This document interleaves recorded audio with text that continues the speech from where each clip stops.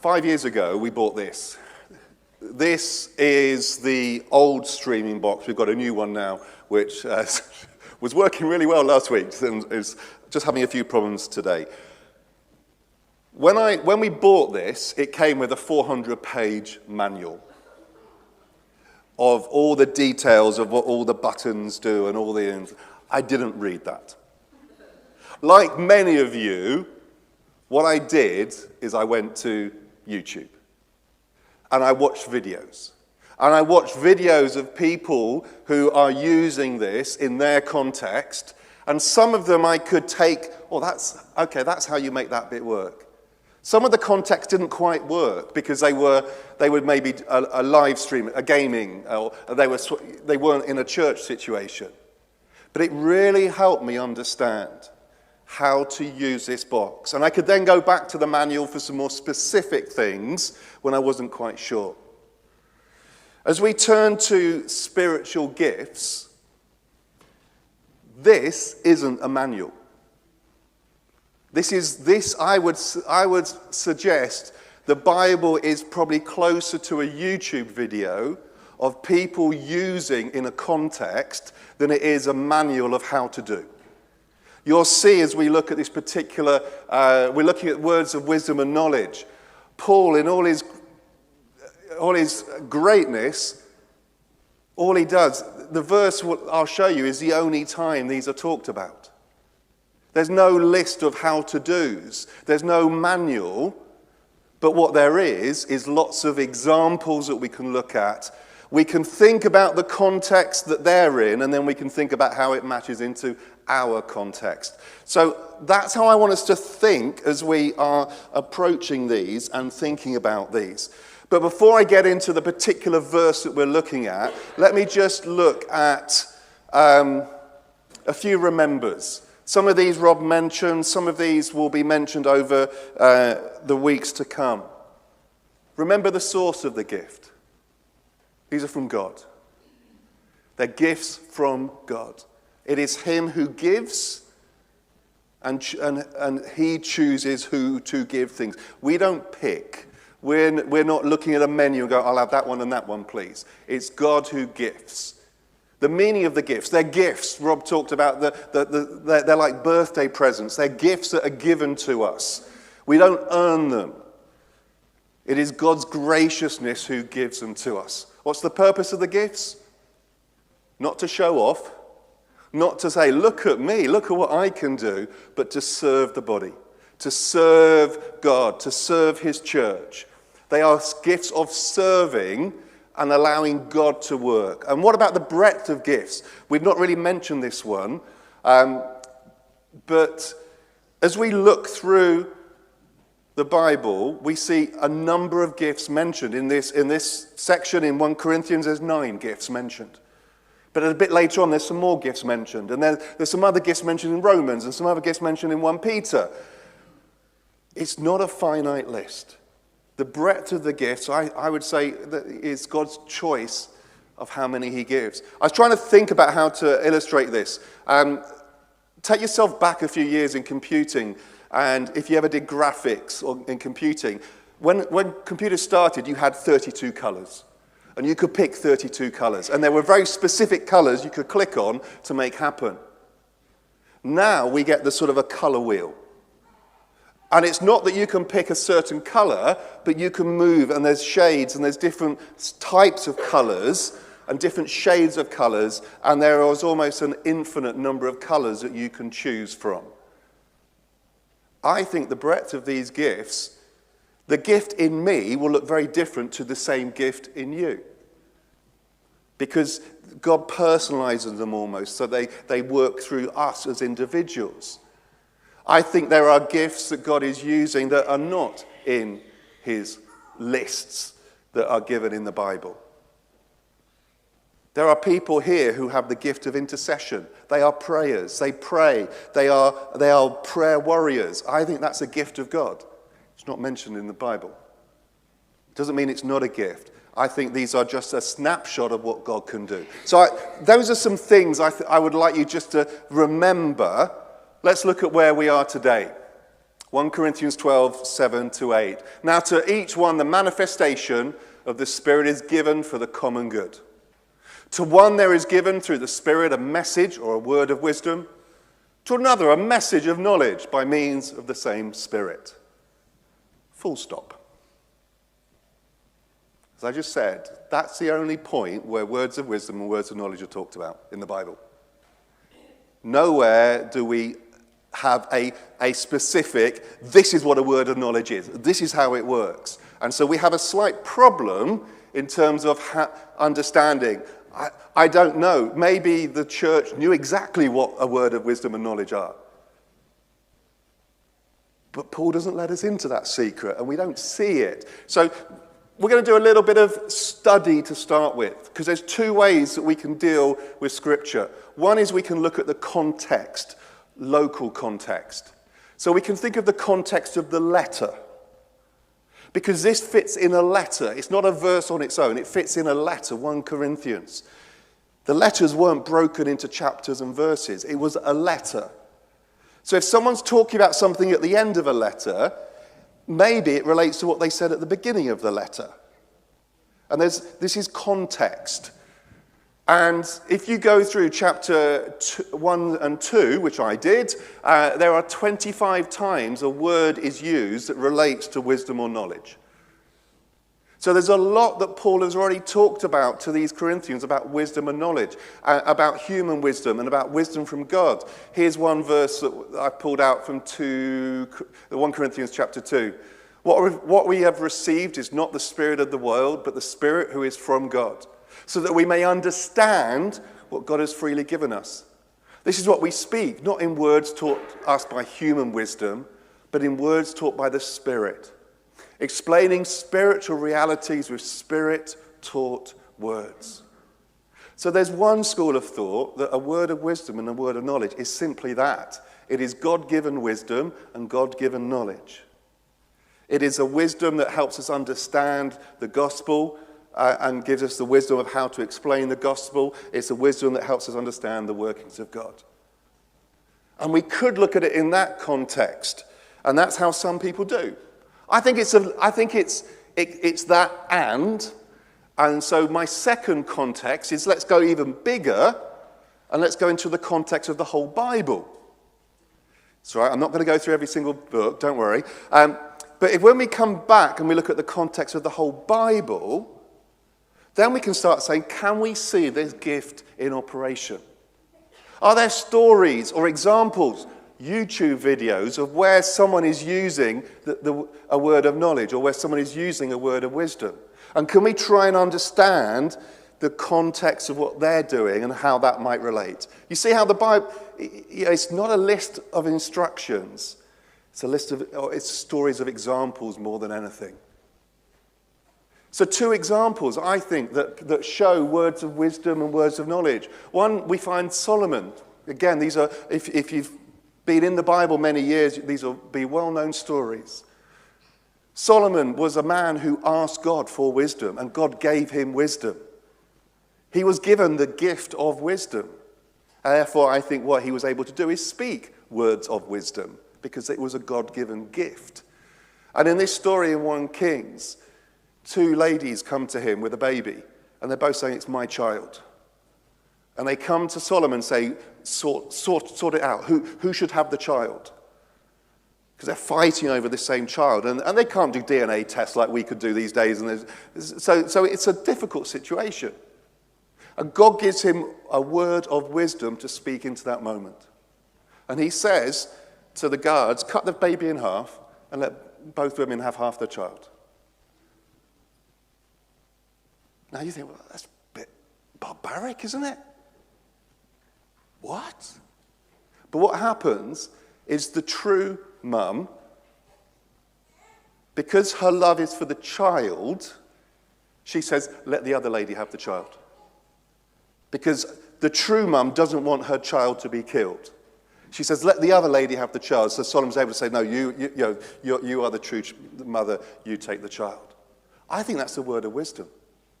God-given wisdom that has unlocked something and has allowed a situation to change beyond human wisdom. What about a word of knowledge? Peter, Acts 5, Ananias and Sapphira. These are two individuals who are operating within the new church that is there, and part of the thing is they come with their gifts, and they give their gifts into the church. And Ananias comes forward and puts his gift down.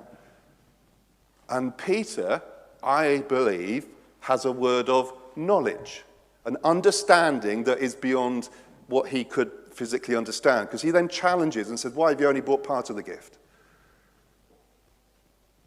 You sold something, but you've only brought part of it. Why? And actually, if you read it, again, it's a fairly tragic story, because this gentleman ends up dying because of lying to God. I'm not going to go into all of that side of it, but can you see there's a word of knowledge in operation there?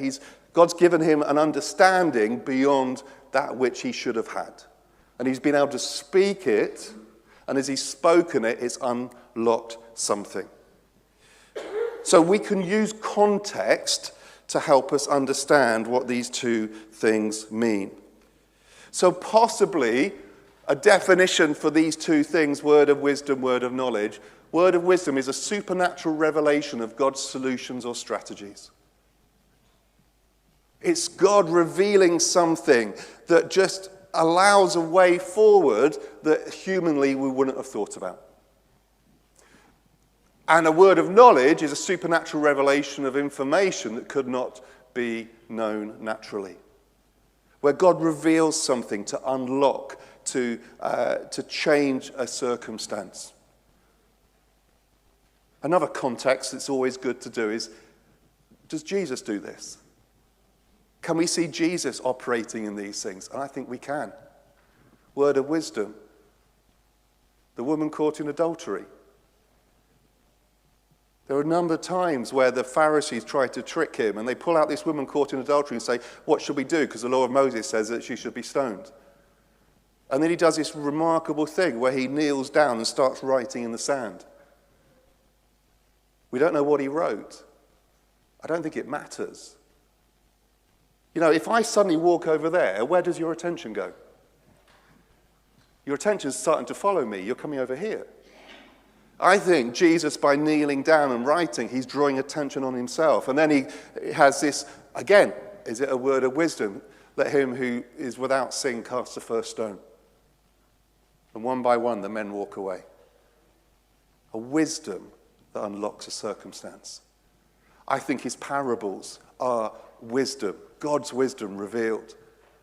You've got another story there, Mark 12, the coin, where they're saying, should we give our taxes? And he gets a coin and says, well, whose head is on the coin? It's Caesar's. Well, give to Caesar that which is Caesar's, and give to God that which is God. That's wisdom. Was he just a wise person, or is this God's wisdom in operation? Words of wisdom. What about words of knowledge? I think we can see those. There's many times it talks about Jesus knew their thoughts. Knowing their thoughts.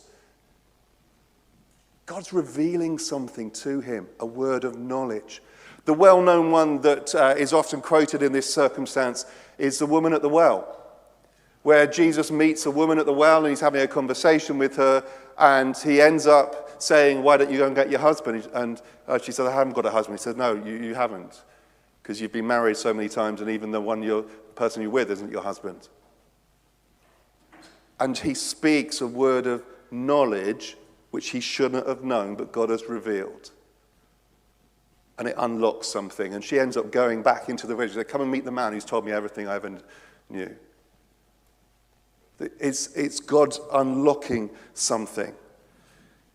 So I think that, to me, is if you like, a little bit of a working definition of what a word of wisdom is and what a word of knowledge. But can you see how we've had to sort of tease it out by thinking of context and pulling out something and trying to then say, well, how does that fit in our circumstances?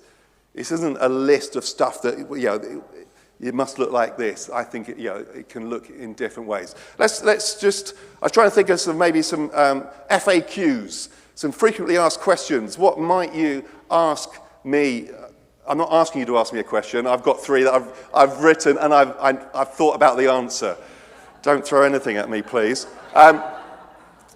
Question number 1, are these permanent or temporary gifts? When you're given a gift, is it a gift that you've got for always, or is it for a moment? I'm going to say it's both. I think there are, like Solomon, I think he was given the gift of wisdom and was able to operate in words of wisdom on a regular basis. And there are people that have that. But I also think there is something that happens when the people of God come together. There is an atmosphere of the Spirit at work. Rob talked last week about the dancing hand of God. And it's almost where God says, you have a go. I'm going to give you something. It doesn't mean that every week you will receive something, but it might be that that moment, that point, God says, this is for you to join in. And there may be a release of a word of wisdom or a word of knowledge that is a temporary thing. There's a lovely quote in the book that we're using, Sam Storms, where he's really against these online tests that you can fill in to say, what's my spiritual gift? And he says, oh goodness, stop navel gazing, get on and just serve. So he would say, look, if you're in a situation where you need wisdom, ask God. Say, God, I need a word of wisdom here. And then step out into the wisdom. Next week, or in a few weeks, we'll be looking at the gift of generosity. Well, if you see someone in need, or you think of like the Rachel situation we just talked about, ask God, Lord, I need the gift of generosity. And then, be generous. Don't wait.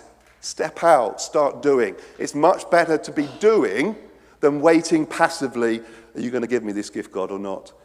Get on and do and serve the body. So I think they are both permanent and temporary. Here's another one. What's the difference between the words of wisdom, words of knowledge, and prophecy? They're kind of the... What I'm hoping we're going to get to is we're not going to say, oh, that's a word of wisdom. Oh, no, actually, no, that should be a word of knowledge. So, no, I'm sorry, that wasn't wisdom, that's now knowledge. Oh, no, this feels like... These are all revelatory gifts. They're God speaking. Let's not get caught up in the, is it this, is it that, is it this one? Let's operate and respond to what God is saying and carefully and properly speak them out. And so don't worry about titles. Worry about getting involved and engaged. And let's do a little bit more on this. Why are these gifts important? Let me just think about these for a few moments. I think 3 things of why these gifts, or these gifts in particular, are important. Number 1, they reveal God's personal care. It can look a little bit like a sideshow, can't it? Where you have a word of, there is somebody in the room that is, it's not a sideshow. But it's God almost saying, I see you and I know you. The times I've been in a room and there's been a prophetic word given to me that has spoken it directly into my circumstances and my situation, and it's God saying, I see you, and I'm concerned about you, and that's why I'm speaking into you. You see how it's different? There's something about the personal nature of God in operation. They build faith. They build faith for the deliverer, and they build faith for the hearer. Now, I've been praying all week and say, God, give me a word of knowledge, and in some respects, nothing. I'd love to stand here and do it, but in a way, that would just feels like it'd be showing off or be a gimmick. But it's not. But there's a sense, as a word of knowledge is given, and you might hear sometimes someone says, oh, there feels like there's somebody here with a pain in their right ear. And that person in faith is giving that. We'll talk a little bit about how you know that, but they're giving that in faith. Now, the person who sat there and goes, I've got a pain in my right ear, you see how their faith suddenly perks up because God knows me. Maybe God wants to do something to support me.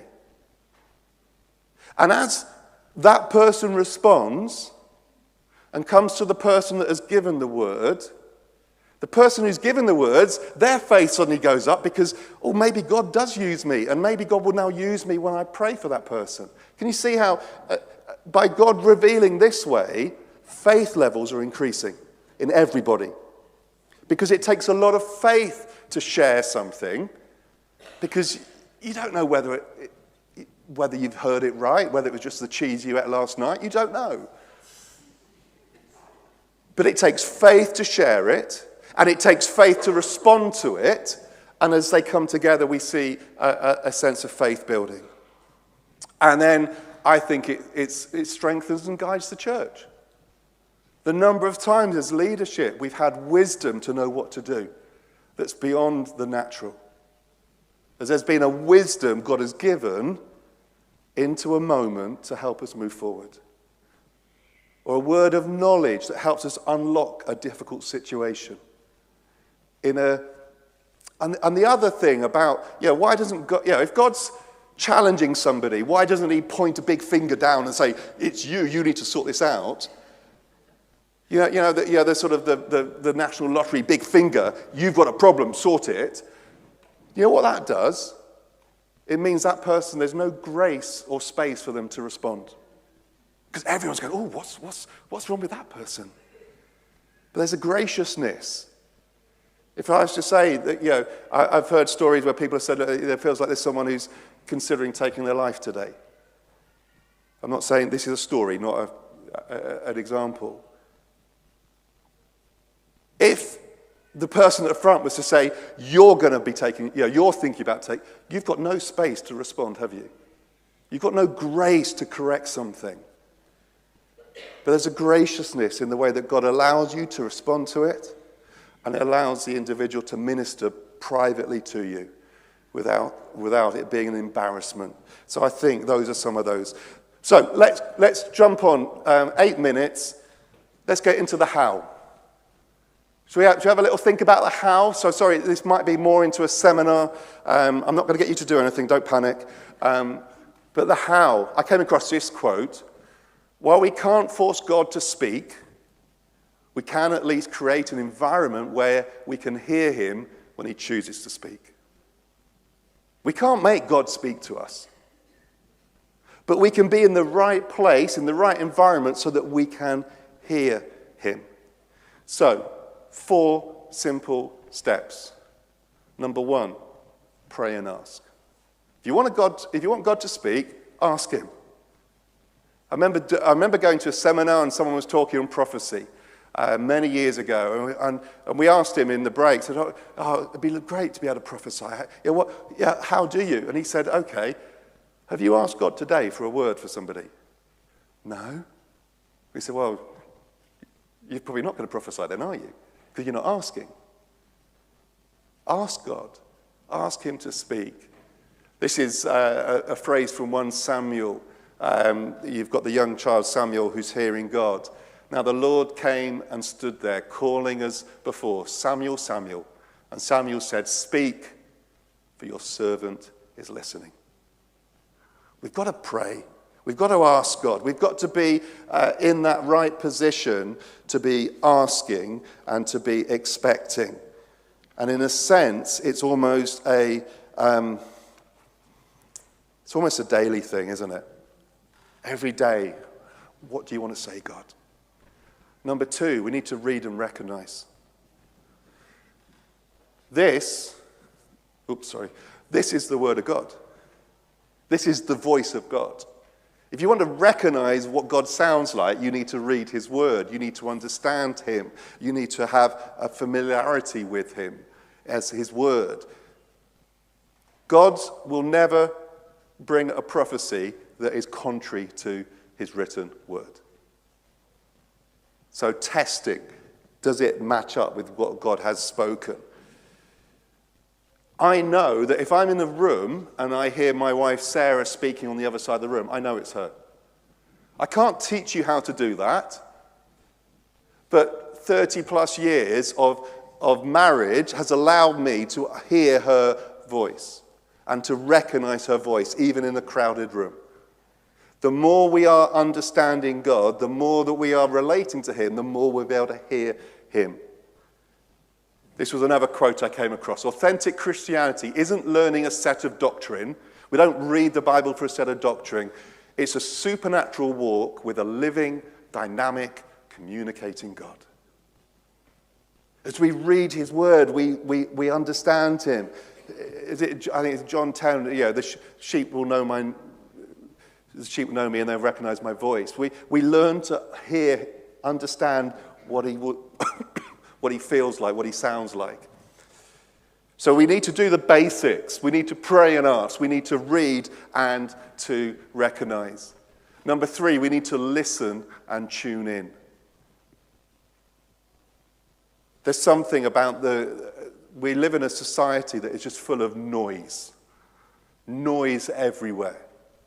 Pings and notifications and news and noise. And our heads are probably really noisy as well while we're thinking, because we're busy. God's a gentleman. He doesn't force his way in. We need to create the space to listen and tune in. There's a lovely story. I've just got a snippet of it here. 1 Kings 19, where Elijah is waiting for the voice of God. And it talks about that Elijah was waiting and a fire, a storm goes past, but God wasn't in the storm. And a fire, but God wasn't in the fire. Where was God? He was in the silence. Why does God whisper? When someone whispers, what do you have to do? You have to get closer. You have to lean in to listen. As God whispers, we have to get closer to him. We have to learn to listen and lean in and relate to him. We need to make space for him. We need to make space to hear him. His voice is quiet, but it's strong, it's confident, but it may be quieter than the other voices in your head. So we have to learn how to silence those, to listen, to lean in, to be aware of him speaking. Let me just add this. We do a bit of a disservice when we talk about the voice of God and hearing God, because, can I give you a secret? I've never heard audibly God. Let's just clarify that one. When we talk as preachers, we go, and God said, and I said, and God said. I've never had that. I've never heard a physical voice. I get a fleeting feeling or emotion. Now, there may be some here who do hear the audible voice of God. Fantastic. But let me just clarify, for those of you going, well, I've never heard God, nor have I. But I get a sense, a feeling, an impression, and it's about responding to those little nudges in my spirit. It's hard to explain them, so we use language that we know, the voice of God and hearing God. But it's not an audible hearing. It's just a feeling. It's just a sense of something. And as I tune in, I'm aware of what God is saying and doing, and I can kind of go with that. Okay, but let's just clarify that one, that it's not an audible voice. You may hear an audible voice of God, but the chances are you won't. And then number 4, we need to test and obey.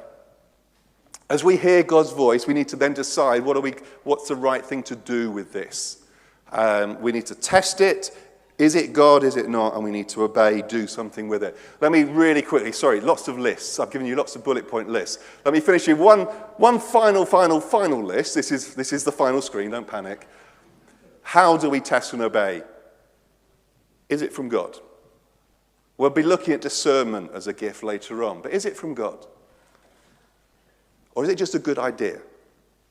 Or is it just something you read? They're all good things, but they may not be from God. So we can ask ourselves, is it from God? And we can test it we can say, does it line up with Scripture? This is where, in a gathered, we can test it with the person who's hosting the service. Does this feel as if it's from God? Another question to answer, is it for me? Don't expect everything God says to you is for you to pass on to someone. He might be trying to speak to you as a person. So is this for me? Do I need to hear this? Do I need to just receive this? Not just give it away and bounce it away. That's our Britishness, isn't it? As something comes in, bounce it off to somebody else. Well, is this for me? Second or third thing, is it for sharing? Not everything you hear from God is for sharing. Not everything has to go through a microphone at the front of church. It might be there's other ways of sharing. It might be there's other things that can be done. So how do you share that? You know that feeling some people get? You say, and I'm sorry if anyone has said this, I'm not being rude to you. But you know when people say things like, I've got a funny feeling in my tummy, so I knew it was from God. Can I give you a little bit of a clue? For some, to think about coming forward to the front gives you a funny feeling in your tummy. Because that's nerves. That's not God necessarily. That could just be nerves of thinking about, what would happen if I went to the front and talked? So you've got to be really careful about some of these things. And that's why the testing, that's why we have a host for the service. That's why it's always good to test. Is this right? Is this proper to be shared through? And then the final, why have I got a picture of a motorway there? Is it in the flow? Because God works in a flow. He doesn't create car crash services. If the arrow was going the other way, poof, and it's a big car crash. But often, how do you know it's the right thing? Because it matches up with what someone else has said. And there's a sense of build and flow, like a jigsaw as God is building the picture. Does it flow with what has been happening? Is it at the right speed? I've been in situations where a big event where prophetic words come through, but it's been so slow to get through that by that point we've moved on. And so the timing wasn't right. Doesn't mean the word wasn't right, but the timing wasn't right. In a sense, there'd be no point doing a word now about communion because we've done communion. We've moved on from there. We're on to another part of the service. So there's all these things to think about. Is that helpful? I've tried to be a bit practical and a little bit, how does this work? I think the bottom line is, going back to those ones, pray, read, listen, and then test and obey. But if you want to start somewhere, pray and ask God for a word, but read his Bible, read his word, understand how he speaks and communicates, so we can listen and we can then we can hear his word and we can then test and obey what he's asking us to do. I've seen you move.